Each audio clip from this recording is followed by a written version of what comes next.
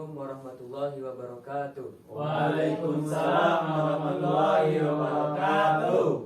Selamat pagi anak-anak. Pagi, Pak. Sebelum kita memulai pembelajaran, mari kita berdoa sejenak yang dipimpin oleh ketua kelasnya. Silakan. Duduk siap. Berdoa. Mulai. Bismillahirrahmanirrahim. Rabbi shrahli sadri wa yassir li amri wahlul 'uqdatam min lisani yafqahu qawli. Rabbi zidni ilma warzuqni fahma. Amin ya rabbal alamin. Baik, untuk memulai pembelajaran agar kita diberikan kepahaman dan keberkahan dalam belajar, mari kita tadarus sebentar ya. Untuk ketua kelas dipimpin surat Ad-Duha. Ayo ketua kelas. Bismillahirrahmanirrahim. Wadduha wallaili idza saja ma wadda'aka rabbuka wa ma qala wal akhiratu khairul laka minal ula wa sawfa yu'tika rabbuka fatarda. Alam yajidka yatiman fa'awa wa wajadaka dhallan fahada wa wajadaka 'ailan fa'aghna fa ammal yatima fala taqhar wa ammas sa'ila fala tanhar wa amma bi ni'mati rabbika fahaddits. Shadaqallahul alim. Bapak absen dulu ya. Yang nggak berangkat siapa ini? Nihil Pak. Nihil. Ya, Berarti Pak. berangkat semua ya. Ya, Pak. Oke. Baik. Pada pembelajaran hari ini Bapak akan menjelaskan tentang akhlak pergaulan remaja. Jadi ada yang tahu belum? Apa sih artinya remaja itu? Coba dari Wahid. Saya Pak. Ya. Siap. Remaja itu seseorang baik pria maupun wanita yang sudah memasuki masa pubertas. Oke. Terus ada yang lain menurut pendapatnya masing-masing? Dari umur 12 sampai 16 tahun, Pak. Oke. Jadi jawabannya masih itu ya, masih jauh. Jadi remaja adalah kelompok dari manusia yang tumbuh atau yang baru tumbuh dari masa kanak-kanak ke masa dewasa, yaitu antara sekitar umur 13 sampai 19 tahun. Nah, jadi sebelum remaja itu biasanya anak-anak itu mengalami atau melewati masa peralihan atau yang disebut dengan adolescent, yaitu antara usia 9 tahun sampai usia 13 tahun. Nah, jadi yang dikenal sebagai masa pubertas. Nah, jadi masa pubertas itu yang umurnya 9 tahun sampai 13 tahun. Nah, jadi itu. Paham ya? Paham, Pak. Apa maksud dari remaja ini? Ya, terus selanjutnya yaitu ada perilaku terpuji dalam pergaulan remaja.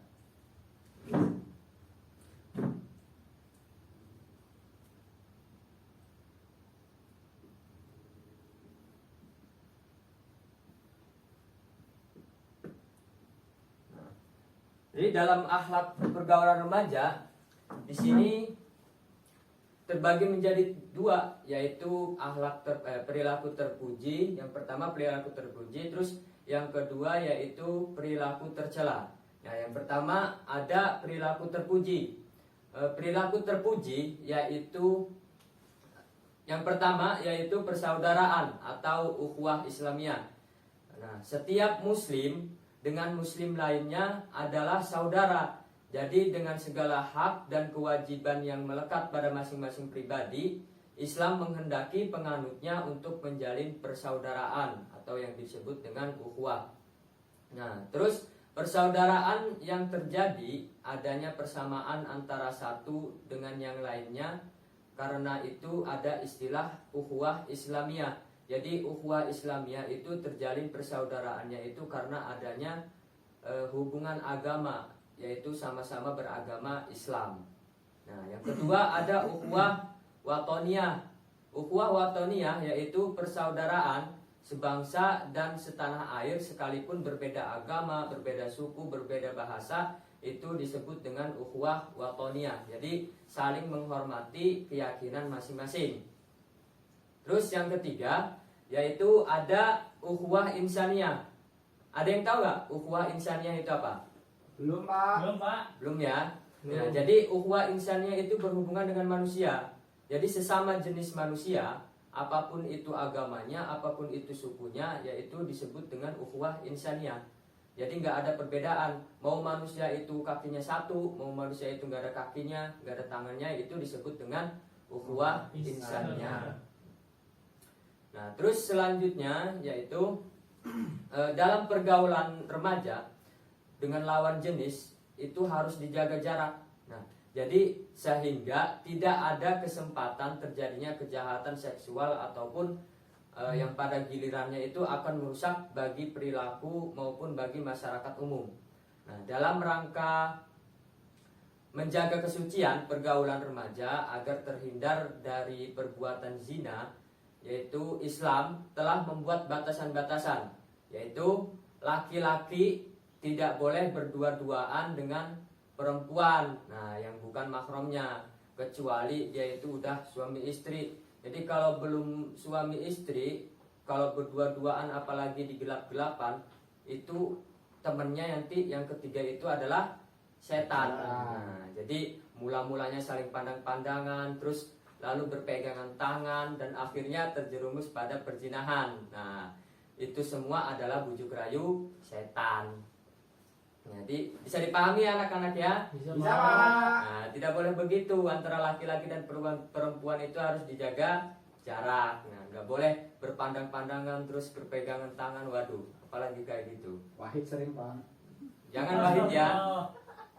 Nah, terus selanjutnya ada ini, laki-laki dan perempuan yang bukan mahramnya juga tidak boleh bersentuhan secara fisik. Nah, apa sih bersentuhan secara fisik itu? Yaitu bersentuhan antara kulit laki-laki dan kulit perempuan. Nah, yaitu tadi berpegangan tangan ataupun yang lainnya. Nah, tetapi bersentuhan yang tidak disengaja ataupun tanpa disertai dengan nafsu birahi itu tidak dilarang kalau kayak gitu. Nah, Jadi jadi boleh, Pak, pegang nggak nafsu. boleh asalkan tidak ada nafsu, boleh saja. Tapi nggak mungkin dan mustahil kalau seorang laki-laki dan perempuan berpegangan tangan terus nggak ada rasa nafsu, itu nggak mungkin. Karena kodratnya manusia itu ya ada nafsunya gitu. Apalagi kalau bertemu dengan lawan jenis perempuan, pasti bergejolak nafsunya. Nah, terus yang kedua dalam perilaku terpuji pergaulan remaja ini yaitu mengembangkan wawasan keilmuan. Nah, beberapa remaja itu apalagi zaman sekarang sudah terlihat kehebatan intelektualnya mereka dalam berbagai bidang pemikiran dan perasaan sehingga mampu melahirkan karya-karya bermutu dalam bidang seni, sains, dan teknologi.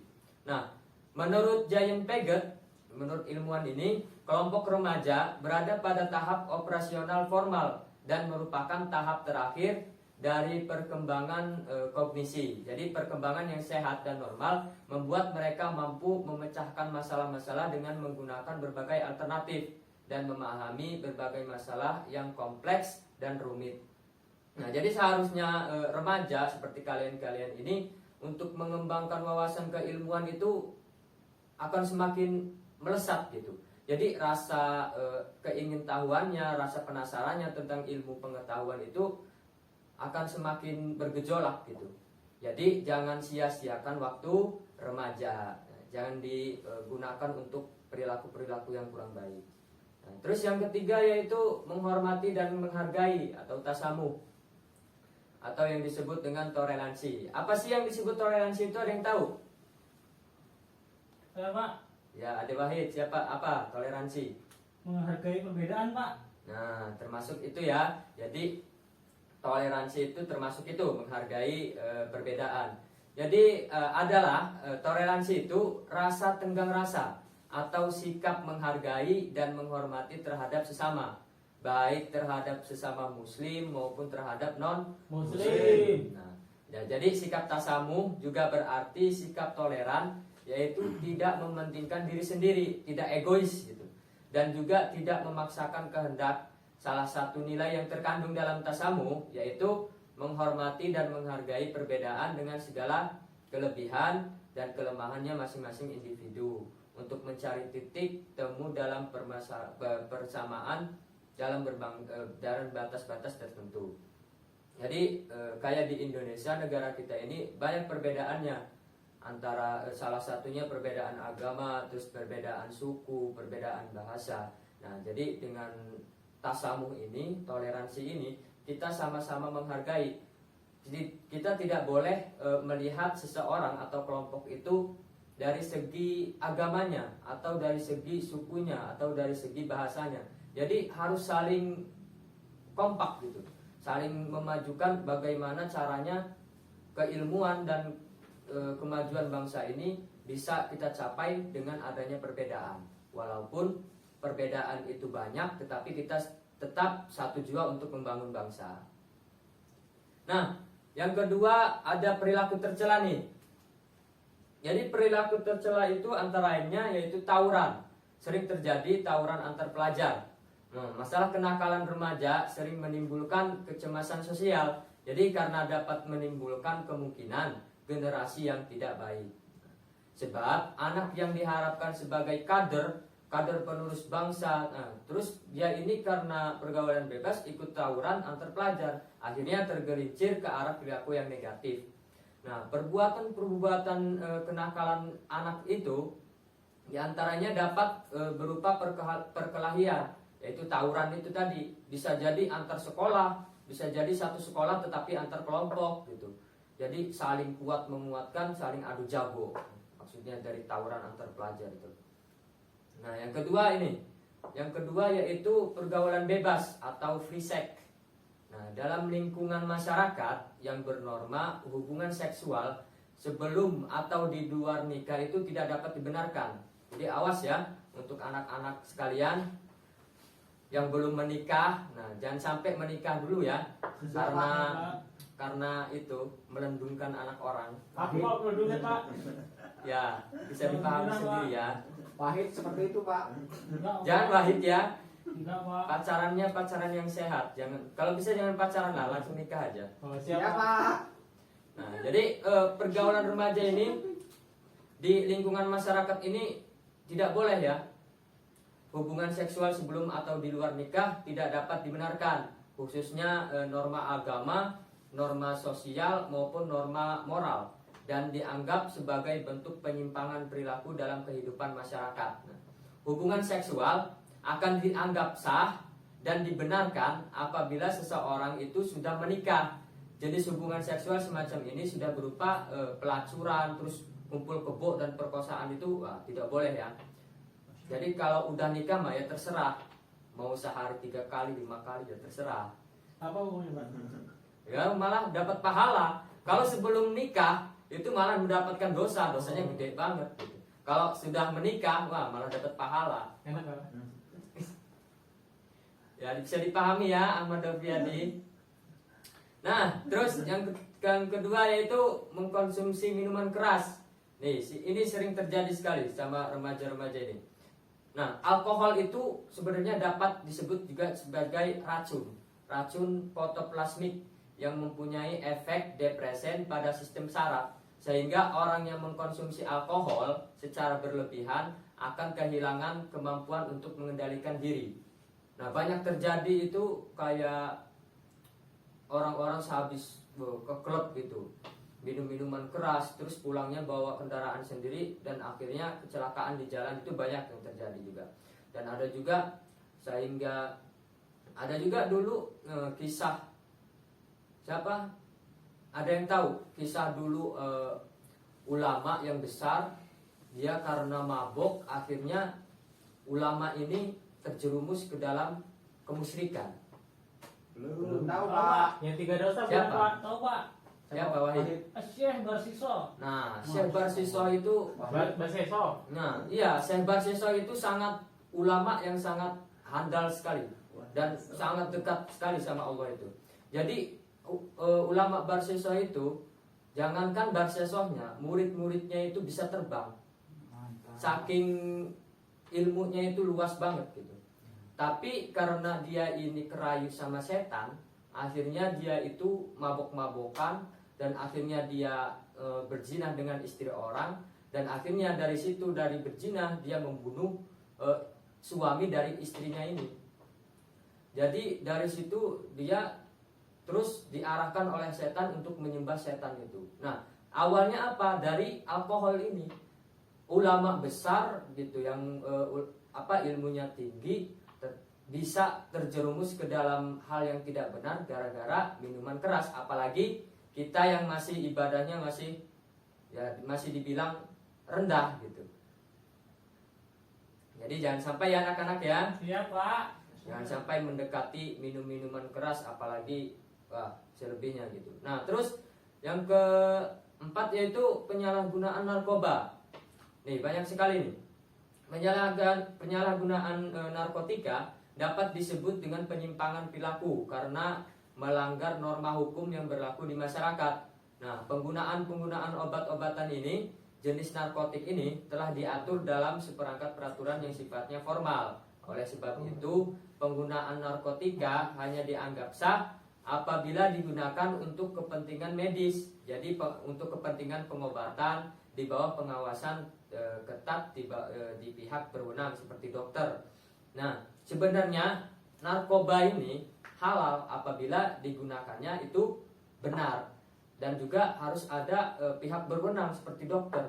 Jadi kalau di rumah sakit, narkotika ini untuk obat bius gitu. Jadi disalahgunakan oleh pihak tertentu, akhirnya buat mabok, buat ngefly gitu, supaya menghilangkan stres mungkin. Nah, jadi disalahgunakan. Ini yang sampai karena narkoba ini mengakibatkan kecanduan yang luar biasa gitu. Kalau udah kecanduan mengonsumsi narkoba, terus dia beberapa hari nggak mengkonsumsi, dia akan otaknya itu kayak stres gitu. Jadi itu ya anak-anak, materi kita pagi hari ini yaitu akhlak pergaulan remaja. Nah, ada yang ditanyakan? Saya Pak. Ya, Dewahid. Baik Pak, izin bertanya. Melihat dunia kehidupan sekarang ini kan banyak remaja yang terjerumus Pak ya. Iya. Nah itu yang jadi pertanyaan itu bagaimana solusinya terhadap anak-anak yang sudah terlanjur terjerumus dalam pergaulan remaja yang secara tercela. Oh ya, baik. Nah, jadi gini, kita lihat dari efeknya, kita lihat dari faktornya, faktor apa dia ini sehingga dia ini terjerumus dalam pergaulan bebas, ataukah dari faktor keluarganya, ataukah dari faktor pergaulannya dan faktor lingkungannya gitu. Nah, kalau dari faktor keluarga, biasanya kebanyakan itu dari faktor keluarga dulu.